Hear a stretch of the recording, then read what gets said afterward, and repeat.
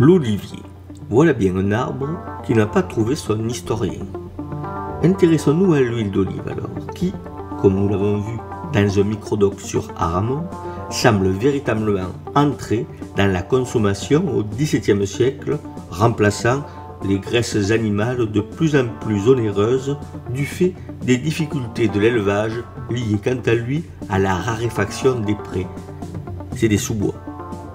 Car y regarder de près, l'arbre lui-même est rare au Moyen-Âge autour de Nîmes, d'Uzès et en Languedoc en général. Il apparaît rarement dans les reconnaissances et les chartriers. Peut-être est-il alors considéré comme un arbre fruitier tel l'amandier. Sa présence marginale n'oblige pas à sa prise en compte.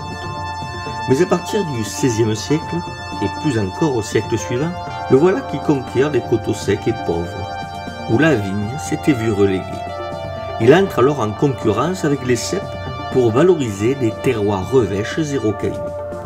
D'ailleurs, se promenant par les garrigues drues, il y a parfois pléthore d'oléâtres réensauvagés ne donnant plus aucun fruit et qui marquent de leur présence les lieux où l'olivier avait été planté en masse, il y a longtemps.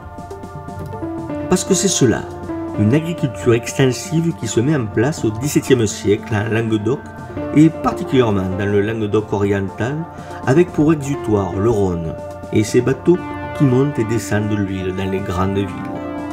Dans les villages, les moulins se multiplient mais ils sont chers à édifier parce qu'ils doivent être vastes et hauts pour pouvoir contenir les grandes presses en bois qui vont écraser les escourtins remplis d'olives.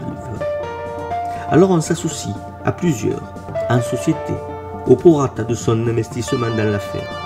Ainsi, gros paysans, bourgeois de village, notaires en tête, mettent en commun des capitaux pour presser les olives et récupérer la plus-value sur une chaîne de valeur qui se met en place et qui va rapporter beaucoup d'argent. L'économie de l'huile d'olive à l'époque moderne est un sujet de recherche à défricher.